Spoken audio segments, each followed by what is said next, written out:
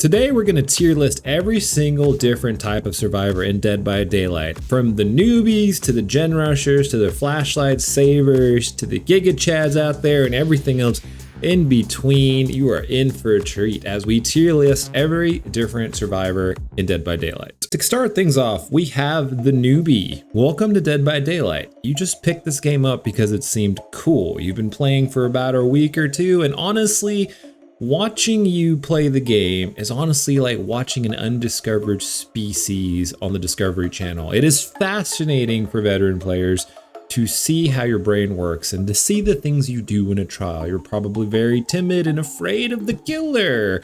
You're probably crouch walking and doing a lot of things that really don't make sense in the game. The moment you discovered Deja Vu, Kindred, and Will Make It and realized that you could be a productive member of society, were an absolute game changer for you. And for this, the newbie is a straight up B tier player. Believe it or not, even the fact that you don't know anything about this game doesn't put you in F tier. The fact that you picked up this game gives you points. The fact that you're very amusing to watch and the fact that you are opening yourself up to a brand new experience, to me, is a B tier. And let's be honest, at least you're trying. You might not know what to do and you might not be doing things well, but at least the newbie tries, and that's worth something. The healer. You love every perk that has anything to do with healing. What? You unhooked me? What? You're using Will Make It? What? You healed me in 8 seconds instead of 16? Did we just become best friends? Yeah, if you're a healer and you love perks like Botany, Desperate Measures, Will Make It, No One Left Behind, We're Gonna Live Forever, Empathy, Bond, your whole agenda is just making sure your team is safe and healed up. You're an incredible player. Every team is lucky to have you. Every team loves having you. When I get unhooked and someone hits me with that Will Make It and I get healed in 8 seconds, I'm just like, man, this person is awesome because they brought this perk. That's probably my favorite perk I like seeing someone else use on me is Will Make It. And honestly, can't say enough good things about these players. They are altruistic. They want to keep their teammates safe. They love healing players and they love bringing very beneficial team perks. Even sometimes you'll see the cheeky borrowed time and random unhooking perks come out. And those are always fun to see. The healers gotta be a hard ranked S tier in my books. The sneak. You brought distortion, did you? Oh, you also brought off the record because 2 condoms is apparently better than 1. What? Just kidding. You probably main Claudette because she is a small character and the darkest character and the easiest one to stay off the grid with. You like to sneak around and you do it well. Maybe you even brought Boone Shadowstep. Your whole mission is to not let the killer find you ever. And for you, this is a good thing. This means you're frequently the last player in your trials and you frequently survive to the end of the game. Now, where this playstyle is very bad is because even if the rest of your teammates are on death hook, the last thing you're ever gonna do is take a chase. Let's be real. You ain't taking a chase for nobody. You ain't associating with the killer for nobody. And the fact that you brought so many stealth perks means that the only player the killer can find is your other 3 teammates. So therefore, they have to deal with a lot more pressure. And the fact that you're not willing to step it up and go take chase, even though everybody else is on death hook, does cause you to lose a few points in my book. So the sneak, while you will stay alive and you won't get stuck in chase and you will be a participant in the game, you're not really doing too much to help your teammates because you're kind of just doing your own thing. So that's a solid B tier. And that's generous. I wanted to give you a C, but you'll be stuck in the B tier. The gen rushers. Oh yeah, where you guys at? You logged in, Deja Vu, found your gens. You're working on your gens. You brought a toolbox. Great. You brought Built to Last. Great. You brought Hyper Focus, Stakeout. Great, great, great. Even Resilience. Great. Your only mission is to do these generators because let's face it, nobody else is going to do them. So you got to step up and you got to do it if you want to escape the trial. S tier easily. Every team loves to see a player on the team who's prioritizing gens and doing the gens because so many players dilly-dally and end up doing other things besides actually the objective, which is doing gens. Can't say enough good things about it. Gen rushers, S tier, S tier, S tier. The balanced survivor main, probably a veteran. Your loadout probably consists of 4 perks to help in 4 different areas of the game. You probably brought something for the objective and generators like Deja Vu. You probably brought something to help reset your teammates like We'll Make It or Botany. You probably brought an exhaustion perk to help you in chase like Sprint Burst or Balanced Landing. And the last perk is something like Bond, not because you need to see your teammates' auras, but because it's helpful to see your teammates' auras. You can find your teammate that needs a heal. You can find a teammate to heal you. You can find a teammate to body block for if they're in chase, or you can make sure you don't take the chase to your teammates with Bond. You're a smart player.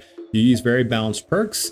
You'll take a hook if you need to. You'll take chase if you need to. You'll work on gens if you need to. You'll heal your teammates if you need to. You're probably a veteran at this game and you prefer a very diverse loadout. You've got to be easily an S tier player. We love seeing you in our lobbies. S tier, S tier, S tier. Cannot say enough good things. The Looper.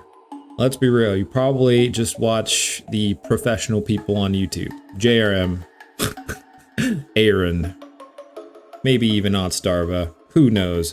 Your whole mission when you log into a game is you're not even worried about generators. You just want to loop. You've brought your resilience with you for 9% extra vaulting speed.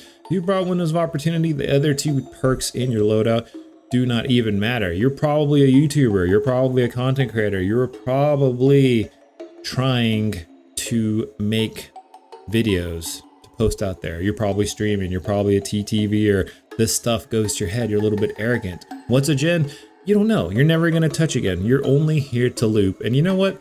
Sometimes you're a damn good looper. Because you can be really good at looping and stalling the killer's times, we're going to give you an A tier. But you don't get S tier because you don't even know what a generator is. The flashlight saver. All right, you saw it on YouTube. It looked cool. And now your whole life's mission is to get a flashlight save in Dead by Daylight. And the reason why is because nothing makes you feel more satisfied than blinding the killer and saving an ally. Now, unfortunately, your loadout basically looks something like this. You've got a flashlight, and that's about it. Even though there's a ton of other perks that would actually help your playstyle, like empathy, for example, you refuse to bring them because your build really doesn't even make sense. You're using whatever perks you want, and the only thing that matters is the fact that you have a flashlight with you. Now, you're going to play this whole game, and all you're going to do is going to follow the chase and the killer wherever the chase and the killer's at. Now, don't get me wrong. When you do get a flashlight save and save your teammate, that's a big deal. That's a really impactful play you just did. And honestly, you wasted a lot of the killer's times. But unfortunately, 99% of you guys out there will fail and miss the flashlight save completely. And all you end up doing all game is basically nothing. You're following the chase. You're trying to get flashlight saves. You're failing horribly at getting flashlight saves. And the rest of your teammates are just wondering, what is this guy even doing? Why is he not being productive and working on generators and doing other things? Sorry, flashlight savers. Solid C tier. You really don't do anything productive to the game. You're lucky I ain't throwing you an F tier. That's right, I said it. Moving on. The Rage Quitter. Oh, we're 10 seconds into a game and you've DC'd. Maybe you were in another room grabbing a drink. Maybe you are all tabbed out of the game and didn't realize your match even started. Maybe you were goofing off on your phone, but for whatever reason, you've gone down within the first 10 seconds. Maybe it was a blight with Lethal Pursuer who found you right at the start of the match and knocked you down. And because you are out of the game in such a short time frame and going to take your first hook, you've decided to call it quits and you've pulled the plug and you've DC'd from the lobby. Who gives a shit if you have a 30-minute penalty or an hour penalty or a 2-hour penalty? You don't care. You ain't gonna play this miserable game. And you know what? You guys are no better than the piece of bubble gum on the bottom of my shoe. And I can talk mad shit about you guys because I do the same damn thing. What? No, you guys didn't hear me. I didn't say that. No, builds? No, I don't DC, never. Lies. Anyways, take a break from DBD, chill out, calm down, go meditate. It's okay. It's just a game. Come back in when you're fresh. But for now, fucking F tier. The Sabotage Savers. These players, wait, these players still exist? Because I haven't seen one in years. Ghost tier. The Giga Chad player. All right, these players feel the unnecessary need to flex and show how good they are at Dead by Daylight. And because of that reason, they will intentionally handicap themselves before a match even starts by using a perk like no other. And in fact, you cannot be a Giga Chad if you do not run No Mither.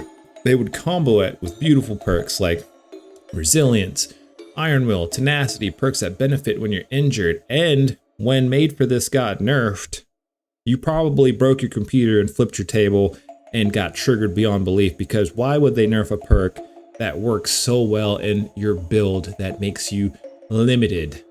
But a topic for a different video. The Giga Chads are just here to have a good time. You're either really good at the game and you can flex with the dead hard, playing injured all game and still do very well, or you're a very comical person and you think you're really good at the game, but you go down in 3 seconds with No Mither. Either way, we're gonna give you guys a solid A tier. Fun to see you in the lobby, and if you're good, you know what's up. Also, it's very amusing to watch you guys play. Giga Chads, A tier, even if it means we're gonna lose the game because you basically died in the first 5 seconds anyways. And without further ado, guys, that is going to conclude my tier list of survivors. Which kind of survivor main are you? And if I missed out a specific kind of playstyle or survivor main, please comment down below and let me know which one I missed. Anyways, guys, I hope you guys enjoyed this video. It was actually pretty fun recording it and thinking about all the different playstyles. But until next time, have an amazing day. Do not forget to smile, and I will see you on the next one. Bye.